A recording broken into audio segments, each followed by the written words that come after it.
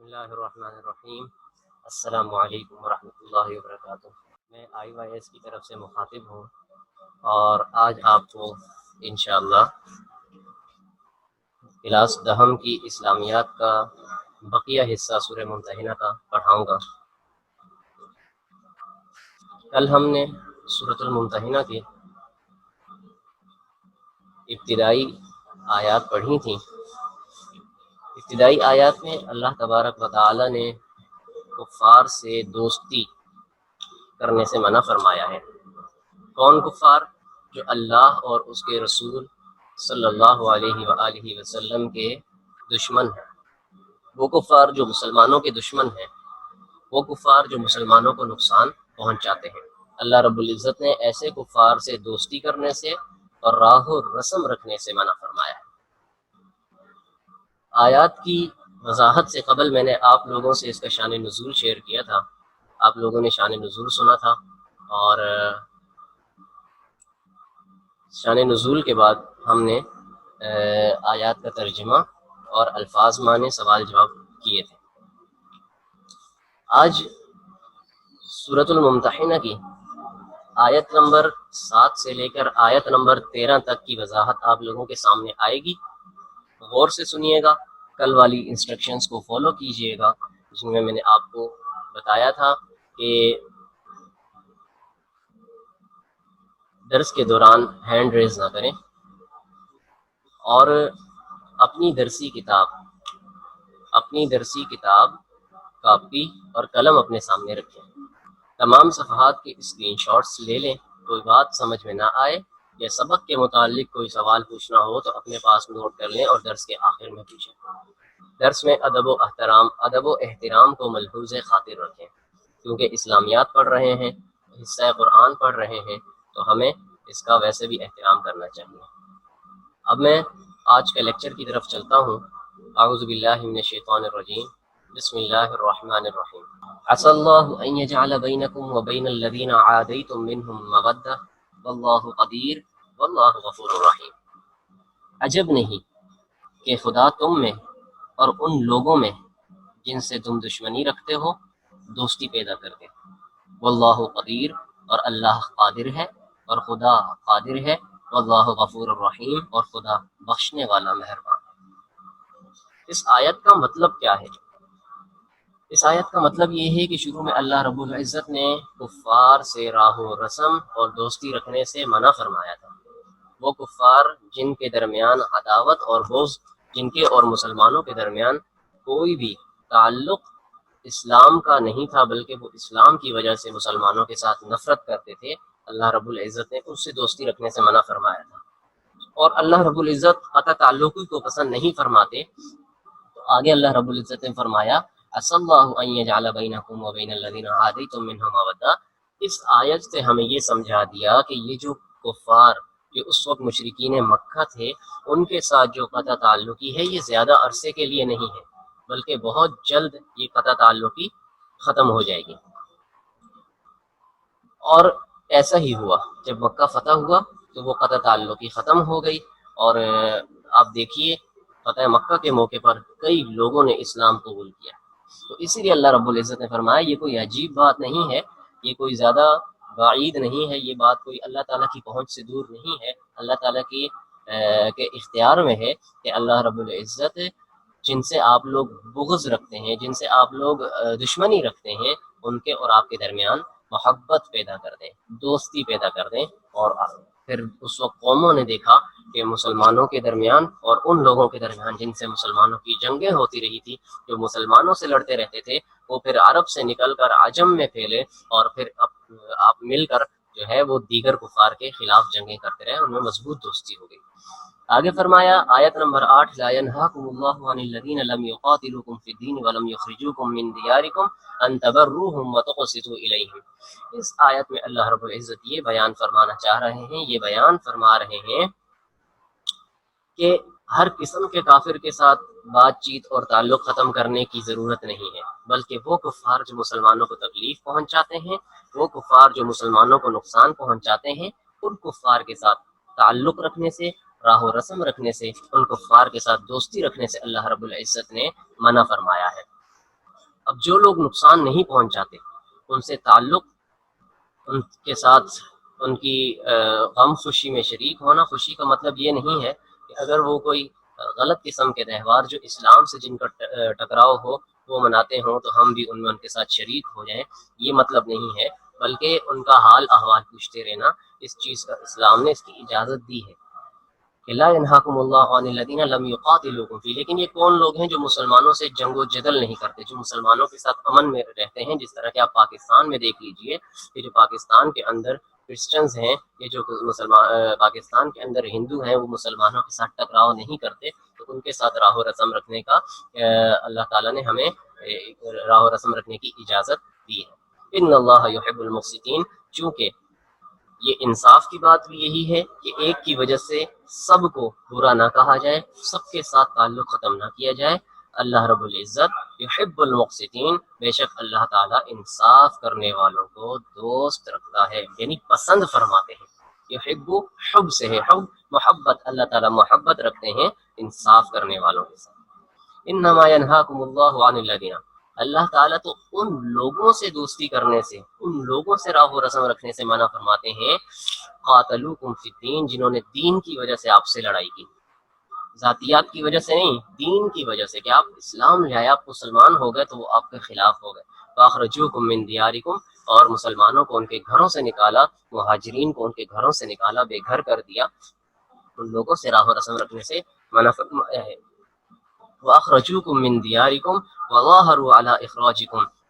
اور مسلمانوں کو نکالنے میں مدد کی تو ان لوگوں سے بھی اللہ رب العزت نے دوستی رکھنے سے منع فرمایا ہے. ان تولوہم وظاہروا علی اخراجکم ان تولوہم، اور تمہارے نکالنے میں اوروں کی مدد کی. ومن یتولہم فاولئک هم الظالمون، اور جو لوگ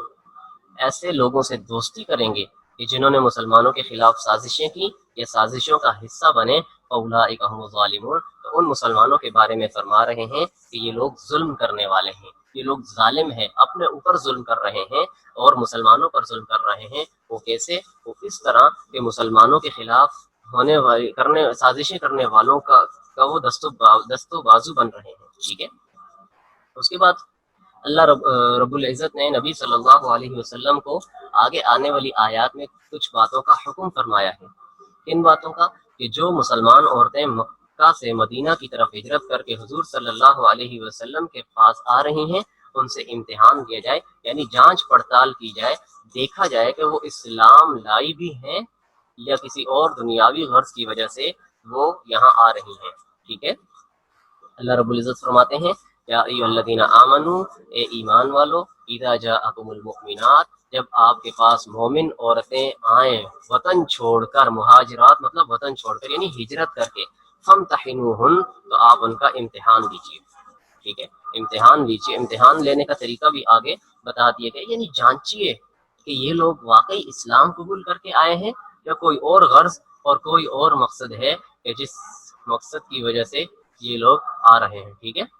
فرمایا فامتحنوہن، آزمائش کر لو، ان کا امتحان لے لو. اللہ اعلم بایمانہن، کہ اللہ تعالیٰ کو تو معلوم ہے جو ایمان لائے ہیں ان کے ایمان کا بھی پتہ ہے، جو ایمان نہیں لائے ان لوگوں کا بھی اللہ رب العزت کو علم ہے، اللہ رب العزت کو ان لوگوں کا بھی پتہ ہے. فَإِنْ عَلِمْتُمُوهُنَّ مُؤْمِنَاتٍ فَلَا تَرْجِعُوهُنَّ إِلَى الْكُفَّارِ.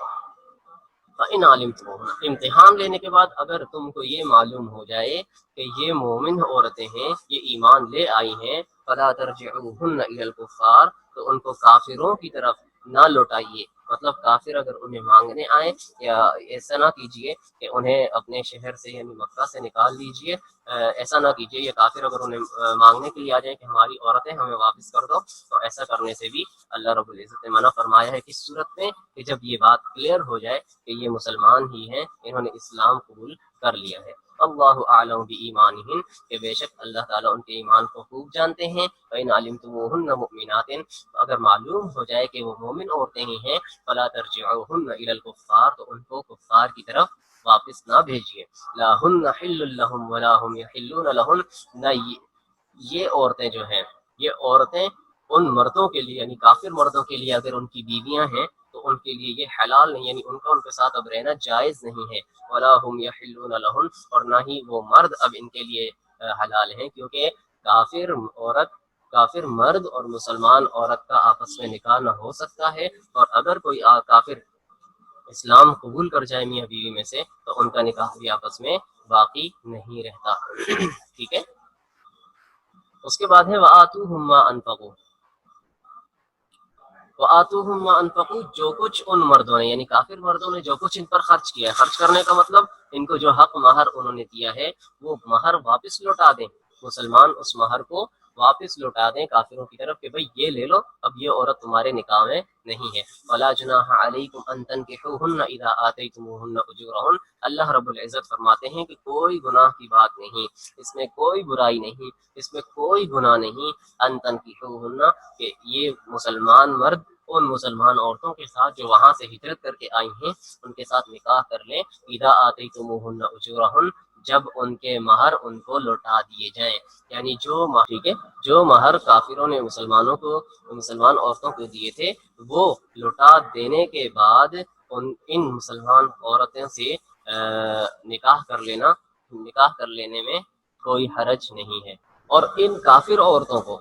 جو مسلمان ہو کر عورتیں آئی ہیں ان مسلمان عورتوں کو مہر دے دینے کے بعد، مہر ادا کر لینے کے بعد ان سے نکاح کرنا جائز ہو جائے گا، مطلب مہر مقرر کر کے کہ آپ کو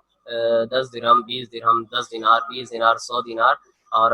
یا اس طرح سے 1,00,000 روپے، 50,000 روپے، اس طرح سے اس کے بدلے میں نکاح کرتا ہوں آپ سے، اس طرح کے الفاظ کی ادائیگی کے بعد، یعنی یہ مہر ادا کرنے کے بعد ان سے نکاح کرنے کی اسلام نے اجازت دی ہے۔ کن سے؟ جو عورتیں پہلے کافر تھیں، مکہ سے مدینہ ہجرت کر کے مسلمان ہو کر آئی ہیں، ان کی بات کر رہا ہوں۔ ٹھیک ہے،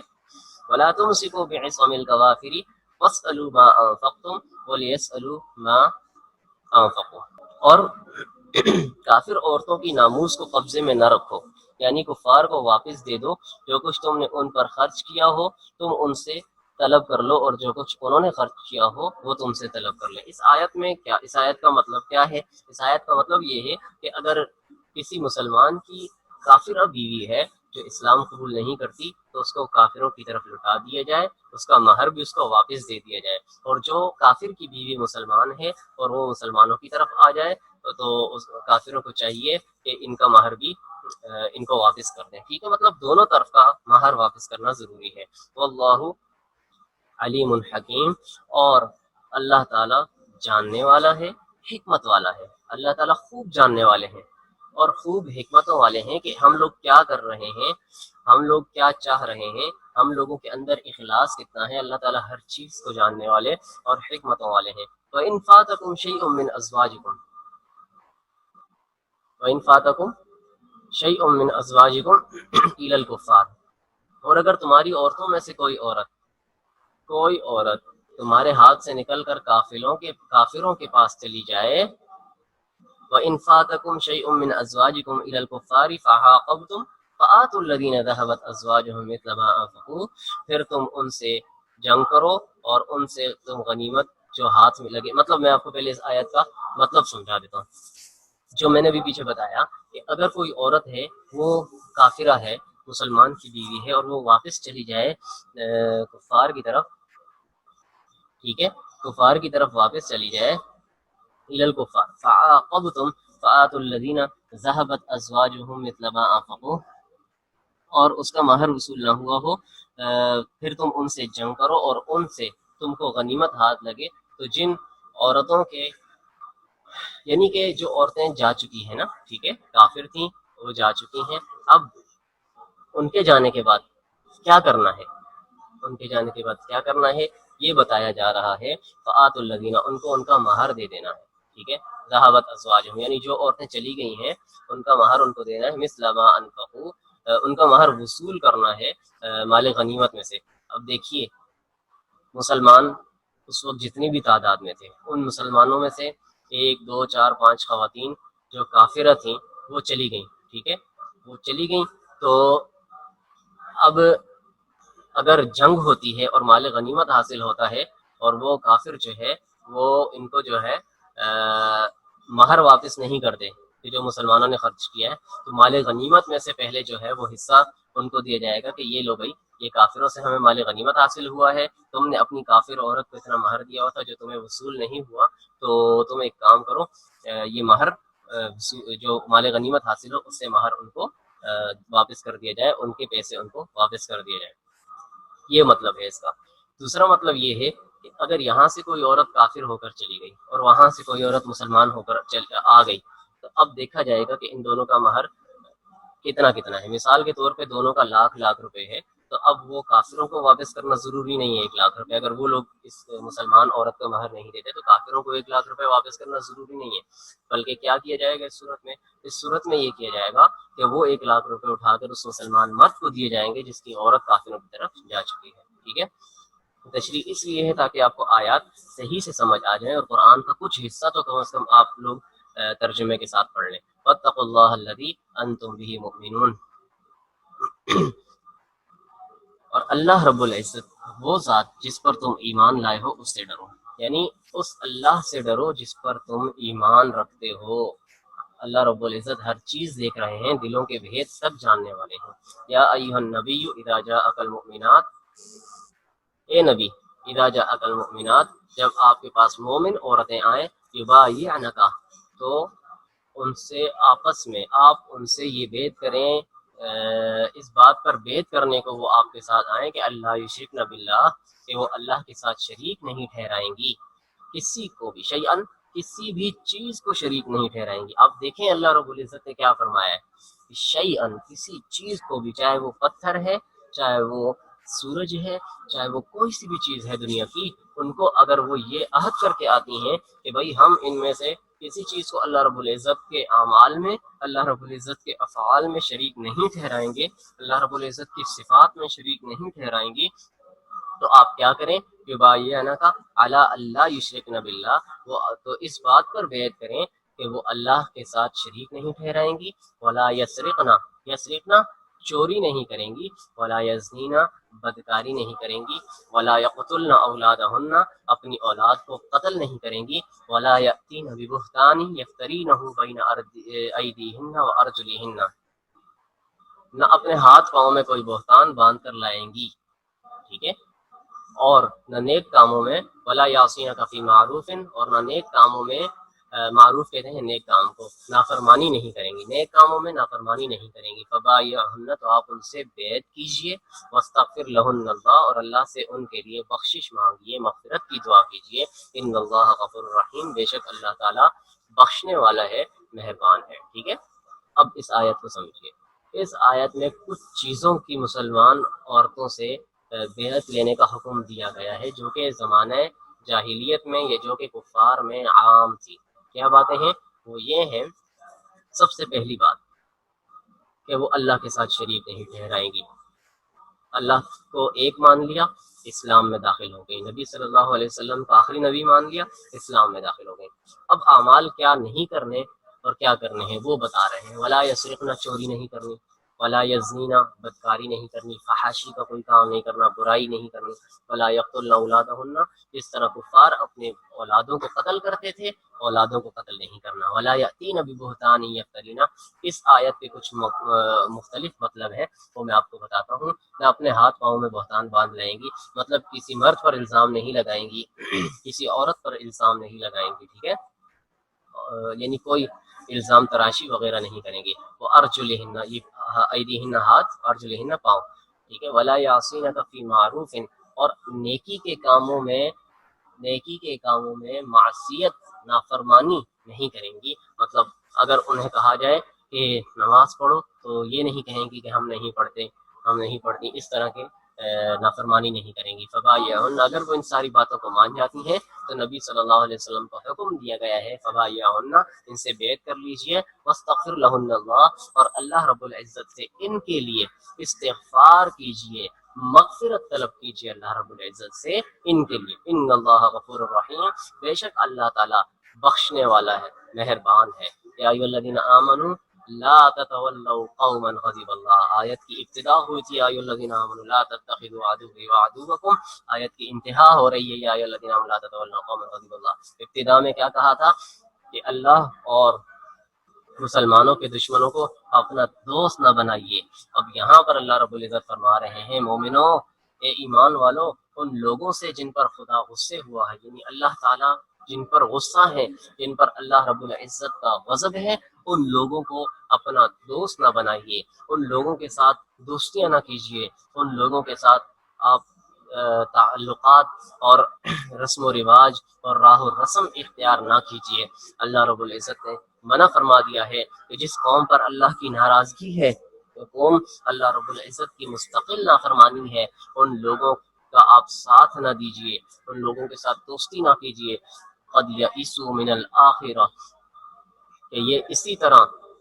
طرح یہ لوگ یعنی وہ کفار آخرت سے نا امید ہیں، یعنی مرنے کے بعد زندہ ہونے سے اسی طرح نا امید ہیں، کما یئس الکفار من اصحاب القبور، جس طرح کے کفار جو کہ قبروں میں موجود ہیں وہ نا امید تھے، آخرت سے امید نہیں ہے، ان لوگوں کو بھی آخرت کی امید نہیں ہے۔ مطلب سمجھیے اس آیت کا کہ اب جو مسلمان کافروں میں سے زندہ ہیں، وہ کہتے ہیں کہ اسلام جو ہے وہ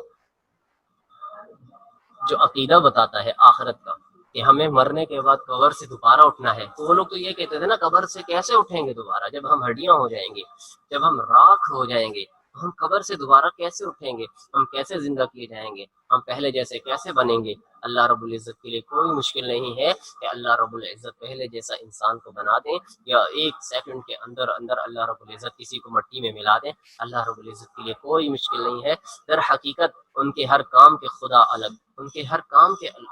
الہ الگ ہوا کرتے تھے، تو ان کو خدا پر بھروسہ ہی نہیں ہوتا تھا۔ بارش والا الگ ہوتا تھا، اولاد دینے والا الگ ہوتا تھا، ان کی دعائیں سننے والا الگ ہوتا تھا، اور دیگر 360 بتخانہ کعبہ کے اندر رکھے ہوتے تھے۔ تو اب ان کو یہی لگتا تھا کہ دنیا میں ہم لوگ صرف ٹائم پاس کے لیے آئے ہیں، وقت گزارنے کے لیے آئے ہیں، عیاشی کے لیے، عشرت کے لیے آئے ہیں، اور یہاں پر عشرت، عیاشی، ٹائم پاسی اور وقت گزار کر ہم بڑے بڑے محلات تعمیر کر کے چاہے پھر عیاشیاں کرتے رہیں یا کچھ بھی کرتے رہیں، جب چلے جائیں گے تو ہم سے کوئی بھی پوچھ گچھ نہیں ہوگی۔ یہ تو مفاد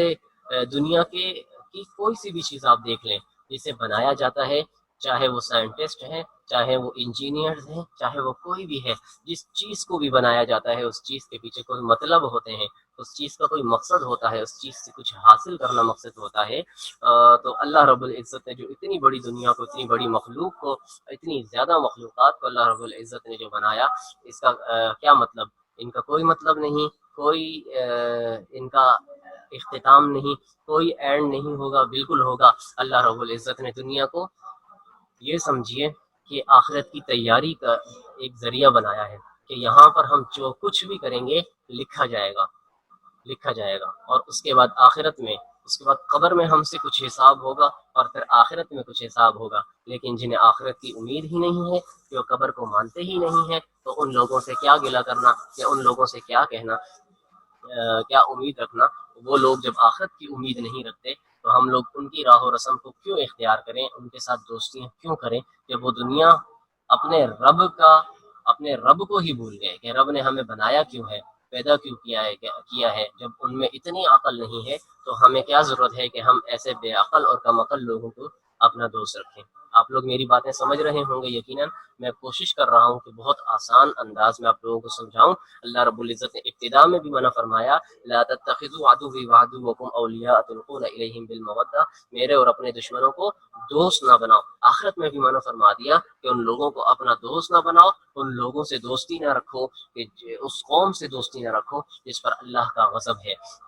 کیونکہ آج صلی اللہ علیہ وسلم نے بھی ارشاد فرمایا ہے، جس کا مفہوم ہے کہ آدمی اپنے دوست کے مذہب پر ہوتا ہے، دین پر ہوتا ہے۔ تو آپ دیکھ لیجئے کہ ہمیں کس دین پر رہنا ہے، ہمیں کس کی مان کر چلنا ہے۔ اگر ہم ایسے لوگوں کو اپنی دوستی میں شریک کریں گے تو یقیناً یہ ہمارے لیے نقصان کا باعث بنے گا۔ اس صورت میں ہم نے جو چند چیزیں سیکھی ہیں، پہلی چیز یہ سیکھی ہے کہ کفار جو مسلمانوں کے دشمن ہوں ان سے دوستی نہیں کر رہی۔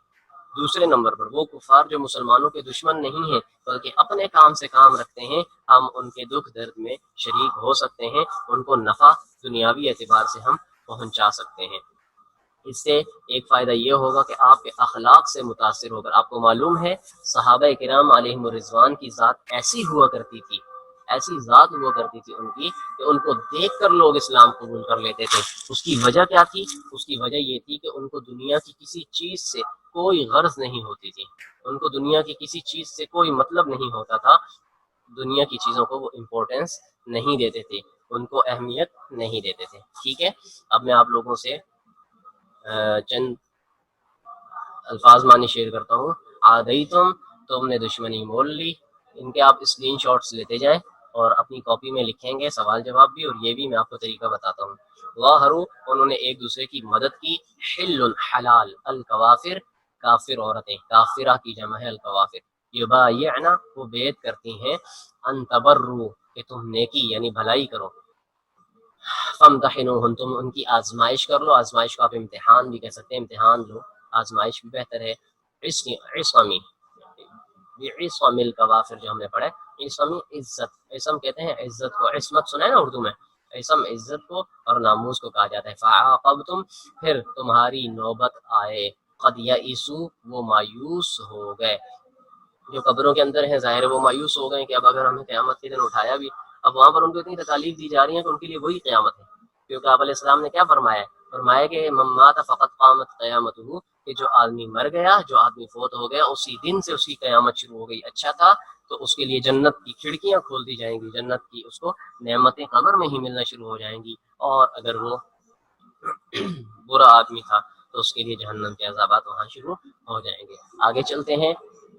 سوال نمبر 1، ان آیات کی روشنی میں بتائیے کہ اللہ تعالیٰ نے کس طرح کے کفار کے ساتھ عدل و احسان کی اجازت دی ہے، کس طرح کے کفار کے ساتھ دی ہے؟ میں آپ کو بتا چکا ہوں کہ جو مسلمانوں کو نقصان نہیں پہنچاتے، ان کو آپ ڈیٹیل میں لکھیں گے۔ السؤال الثانی، اللہ تعالیٰ نے ہجرت کر کے آنے والی مومن عورتوں کے بارے میں اہل ایمان کو کیا تلقین فرمائی ہے؟ میں آپ کو یہ بھی بتا چکا ہوں کیا تلقین فرمائی ہے کہ ان عورتوں سے کس طرح سے آپ امتحان لیں گے، ان کے مہر کے بارے میں کیا حکم دیا، یہ ساری چیزیں آپ نے لکھنی ہے کاپی میں۔ السؤال الثالث، یعنی تیسرا سوال، نبی اکرم صلی اللہ علیہ وسلم کو مومن عورتوں سے کن باتوں پر بیعت لینے کے لیے کہا گیا ہے؟ کن باتوں پر بیعت لینے کے لیے کہا گیا ہے؟ کہ وہ چوری نہیں کریں گی، وہ بدکاری نہیں کریں گی، وہ کسی پر الزام تراشی نہیں کریں گی، ٹھیک ہے، اور وہ نیکی کے کاموں میں نافرمانی نہیں کریں گی، ان تمام باتوں کا حکم دیا گیا ہے۔ چند تفصیل الانتخابی سوالات آپ کو میں آپ کے سامنے شو کر رہا ہوں، مثال کے طور پر اس طرح سے سوالات بھی آتے ہیں۔ لا تتخذوا کے کیا معنی ہے؟ 4 آپشن ہوں گے، میں نے صحیح والا آپشن یہاں پر آپ کو شو کیا ہے، دوست نہ بناؤ، لا تتخذوا نہ بناؤ، ٹھیک ہے، نہ بناؤ، دوست نہ بناؤ۔ السنتہم کے معنی ہے ان کی زبانیں، ایدیہم کے معنی ہے ان کے ہاتھ، ارحامہم کے معنی ہے ان کے رشتے، عدوی کے معنی ہے میرا دشمن، ٹھیک ہے۔ اچھا، اب ہم آپ کو کاپی کیسے لکھنی ہے اس حوالے سے کچھ بتاتے ہیں۔ دیکھیے، سب سے پہلے تو آپ ٹائٹل پیج بنائیں گے، ٹائٹل پیج سورۃ الممتحنہ کا بنائیں گے، اس کے بعد آپ 2 پیجز چھوڑ دیں، اور پھر آپ نے کرنا یہ ہے کہ سب سے پہلے میں شروع کی سلائڈ شو کرتا ہوں۔ سب سے پہلے آپ نے الفاظ معنی لکھنے ہیں، الفاظ معنی ایک لیسن جتنا ہم نے کل پڑھا تھا اس کا یہاں تک پہلے آئے گا، اور پھر آیت نمبر 7 سے بعد میں لکھیں گے، پہلے یہ لکھیں گے بعد میں وہ لکھیں گے، پھر الفاظ معنی لکھیں گے، یہی جو الفاظ معنی یہاں پر موجود ہیں ایک صفحے پر یہ لکھیں گے، انشاءاللہ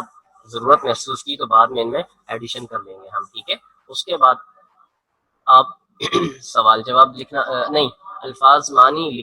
سے پہلے آپ نے آیات لکھنی ہے، ٹھیک ہے، آیات لکھنی، جتنی آیات پہلے سبق میں ہیں، جتنی بھی ہیں کتاب میں پہلے سبق میں وہ لکھنی ہے، پھر اس کے بعد یہ والے الفاظ معنی لکھنے ہیں، اس کے بعد یہ 4 جو سوالات ہیں یہ لکھ کر ان کے جوابات لکھنے ہیں، پھر کرنا یہ ہے کہ دوسرے دن کی آپ نے ہیڈنگ ڈالنی ہے، آیت نمبر فلاں تا فلاں، اور مطلب 7 تا 13، اور اس کے بعد آپ نے پھر یہ جو آیات جن کی سلائیڈ میں بھی شو کر رہا ہوں، ان آیات کو ایک ایک آیات لکھ کر اس کا ترجمہ لکھتے چلے جانا ہے۔ اس کے بعد آپ نے یہ اس میں بھی پھر الفاظ معنی لکھنے ہیں، اس کے بعد سوالات جوابات لکھنے ہیں، کثیر الانتخابی سوالات لکھنے کے لیے نہیں ہے،